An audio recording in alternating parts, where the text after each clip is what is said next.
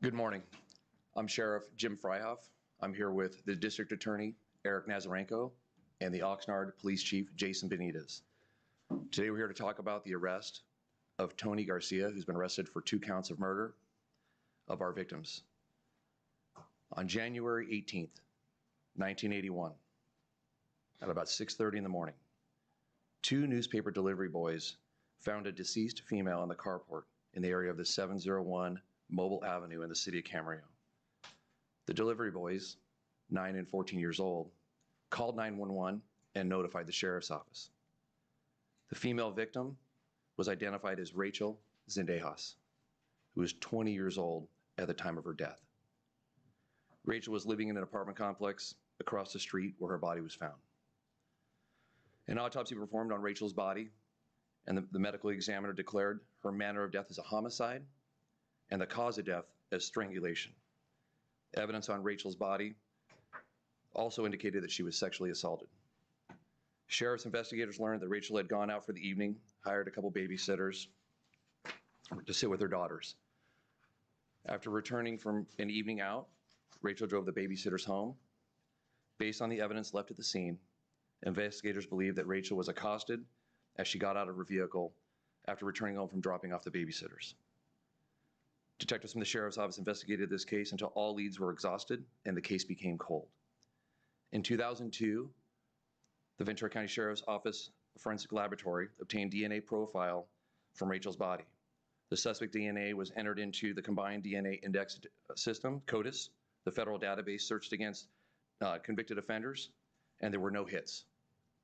In 2004, the Ventura County Sheriff's Office Forensic Laboratory notified sheriff's investigators of a link between the suspect DNA profile from Rachel's Zendehas case and the suspect DNA profile from the Lisa Gondek case, a homicide that occurred in the city of Oxnard in December of 1981. Sheriff's investigators looked into this case further, but were unable to obtain further leads, and the case again became cold. In December of 2019, investigators from the Ventura County Cold Case Unit began using investigative techniques, including that of genetic genealogy. Later developed leads that identified the suspect as Tony Garcia. DNA analysis later confirmed that Tony is the suspect in both homicides. On February 7th, 2023, investigators from the sheriff's office arrested and charged Tony Garcia with 2 counts of murder. Let me talk about the suspect briefly.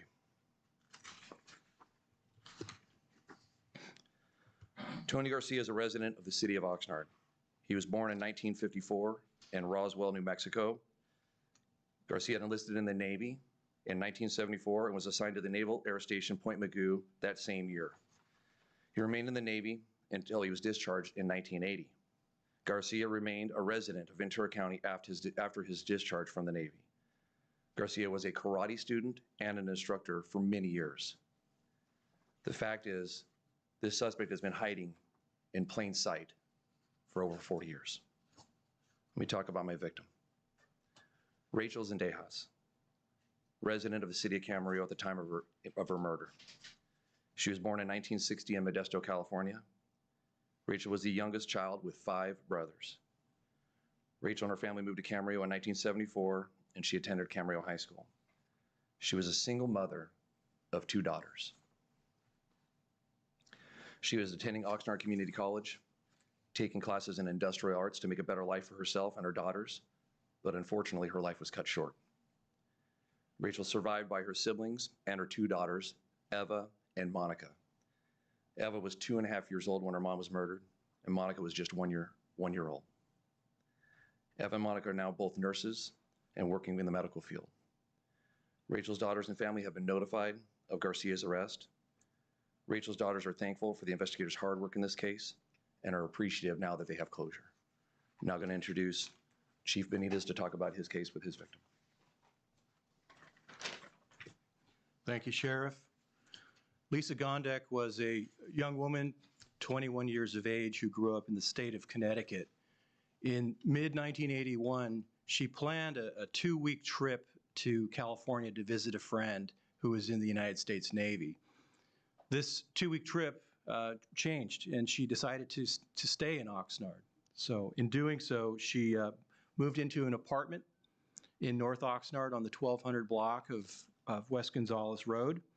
She got a job in retail at what used to be known as the Esplanade, and made some friends. And on the night of December 11th, 1981, she and a number of friends went out for the evening. They first went to the enlisted club at the Port Hueneme Naval Base, and after that they went to what was referred to as a disco in the northern part of Oxnard for the evening.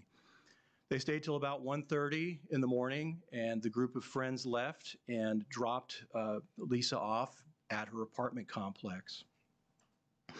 At approximately 3 a.m. on that morning of December 12th, 1981, a neighbor reported seeing a fire coming out of Lisa's apartment. Oxnard Fire Department personnel responded to the scene and extinguished the blaze, but in doing so, they located Lisa's deceased body in the bathtub in the bathroom. Ventura, Oxnard Fire Department turned this over to Oxnard Police, believing this was a homicide, and detectives processed that scene. The Ventura County Medical Examiner the next day ruled Lisa's cause of death as being that of strangulation and suffocation, and ruled this as a homicide.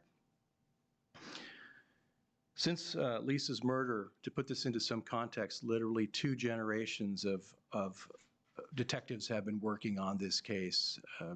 We've been familiar with this case for many, many years, and we are glad to see it closed. I will go ahead and turn this over to our district attorney, Eric Nasarenko.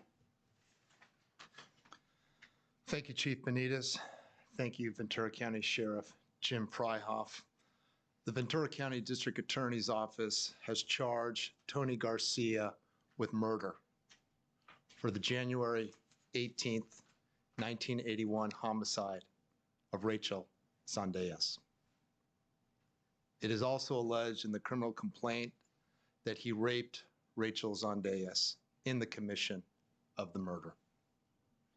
It is also alleged in our criminal complaint that he kidnapped Rachel Zendehas in the commission of the murder for the movement of her body near the apartment that she shared with her brother and her 2 young daughters.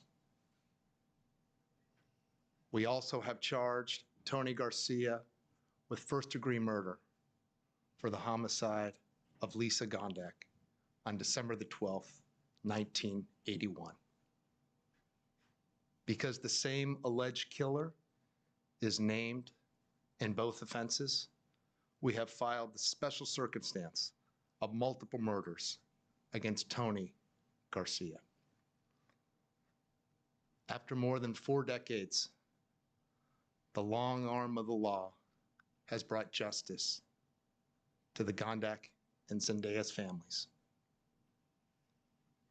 And it has brought justice to Tony Garcia. As this case underscores, murder charges can be brought at any time. There is no statute of limitations for homicide cases.